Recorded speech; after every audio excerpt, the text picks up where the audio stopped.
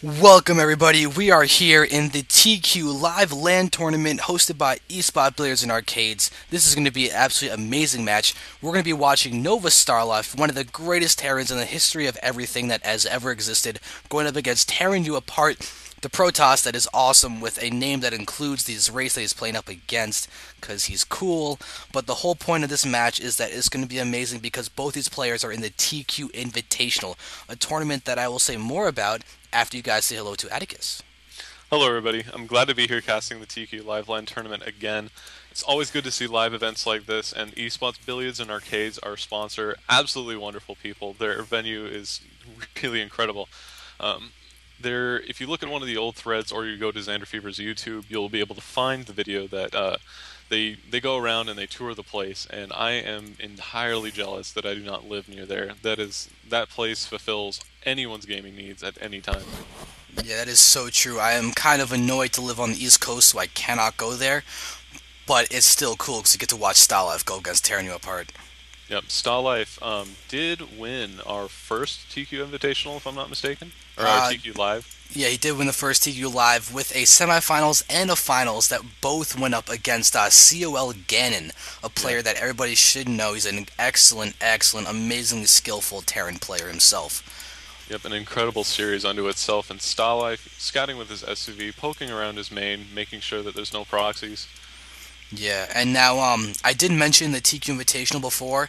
Starlife is an actual invited player for the TQ Invitational, which is going to be a $125 invite / qualification tournament where the TQ qualifiers will actually have a prize to get into the TQ Invitational, and one of the 16 qualified players for this is actually tearing you apart. So this could be a precursor to the TQ Invitational, which is just awesome.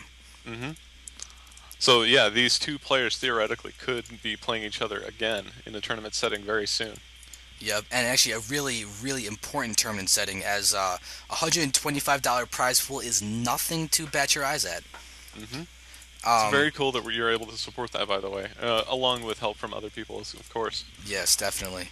And it's a really cool format to have because actually, you know who just said that he would play in the Invitational? Hmm. Moman. Oh, very cool. Yep, we're going to be having Moman in this tournament, which is going to be very, very cool to see. He's a very strong Zerg player, and there are not a ton of strong Zerg players out there. Yep, as a Zerg player, I do know the difficulties of playing that race.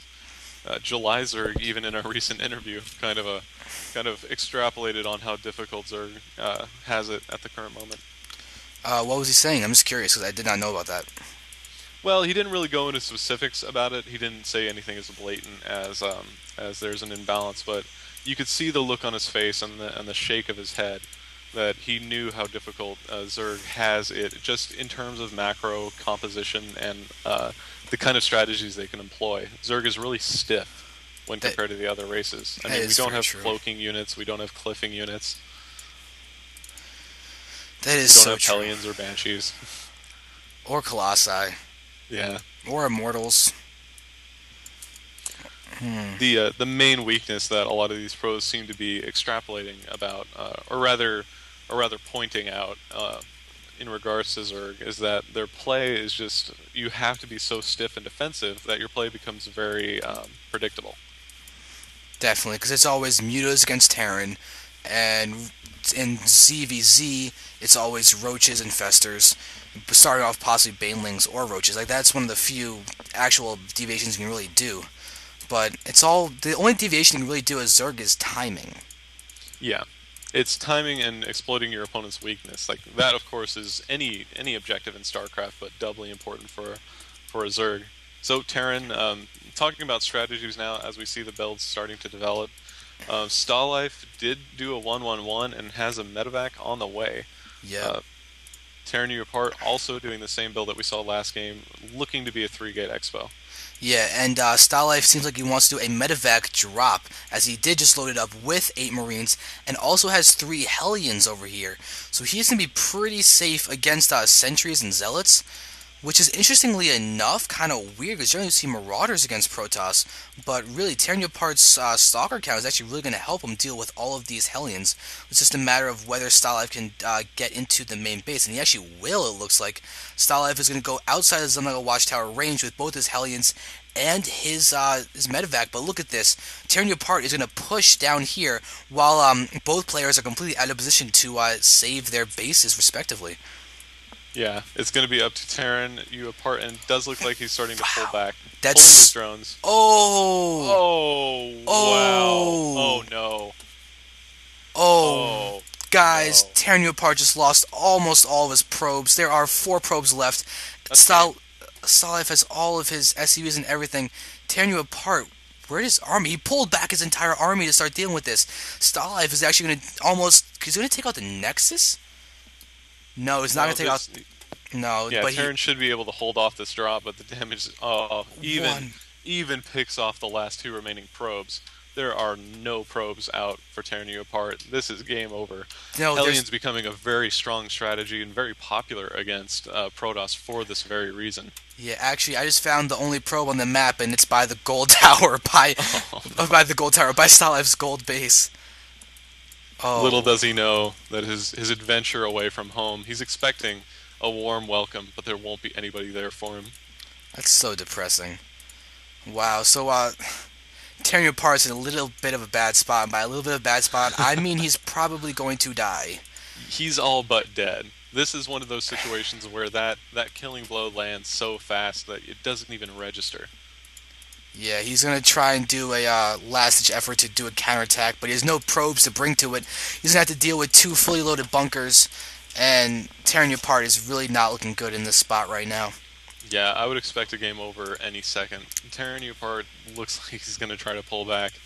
This is not going to go well. Chronoing out probes, trying to recover, as a good player should. Yeah, but still, he really just does not have much. 20 food versus StarLife's 2 mining, fully functional bases with 57 food. Yep, and as we know, StarLife, an incredible macro Terran, has been giving macro Terrans a good name since the beta. Yeah, without a doubt. And you can see he's doing a good job producing from his buildings. He's only has 1 building not... Actually, I take that back. Every single production building is producing right now. And it's so good to see that macro is just controlled so well. You can see that his bunkers are placed well. He's got the Raven out. His teching is fine. And now there's actually only... There are 15 probes down the field, so... A little bit better from Terranuapart in terms of recovery, but look at the production tab. It is all StarLife. StarLife has 8, 7, 6 things producing versus just the 2 constantly producing probes from Terranuapart. Yeah, he's loading up another medevac. I'm sure with this drop, it'll be timed out nicely for Stim and Combat Shield to finish researching. Really, Yeah. he doesn't even need to drop. He could just push here and finish Terranuapart. Yeah, this drop could actually allow Terranuapart to actually get back into the game if Terranuapart can see the drop coming and then consequently take out the medevac fully loaded, not have to do a ton of damage. And if Solid then keeps trying to do that, that means Terranuapart could actually come back into it. But look at this, another Hellion is over there. He's gonna be pushed away with only 1 kill. Doing a good job of distracting from the drop. Yeah, but And there it even is. then, just this drop alone with a Raven and a potential PDD, throwing down auto turrets, he doesn't Wow. even have enough to hold this off. Yeah, these 2 auto turrets themselves are gonna get kills. And they're... StarLife focusing on the Nexus now. That's except for the auto turrets. The auto turrets are attacking whatever they wish, and this sentry might actually... Oh, the sentry's not going to go down, but still, StarLife is just going to be able to retreat with all these Marines if he so desires, and... the Nexus went down! Oh my god, StarLife killed the Nexus. And he's going to escape with only losing 3 Marines. Oh, that is so difficult to deal with. I feel so bad for Terranuapart having lost his Nexus to nothing. Yeah, this is almost insult to injury. StarLife should know by now that he can just roll him over. I'm really excited to be seeing StarLife play. Whoa, no, he loses the medevac, full of Marines by the Watchtower. He doesn't see the Stalkers and only gets 1 Marine out, who then dies very quickly to these Stalkers. Yeah, but he did drop down another auto turret behind the natural Terranuapart. But look at this. StarLife is actually going to be able to pick off all of these Stalkers as they try and go and do some attacking. StarLife. Oh, Yep, there's the StarLife. game. Oh, StarLife wins Terranuapart just to that medevac drop. Oh my god. Yeah. StarLife is almost Boxer-esque talented when it comes to drops.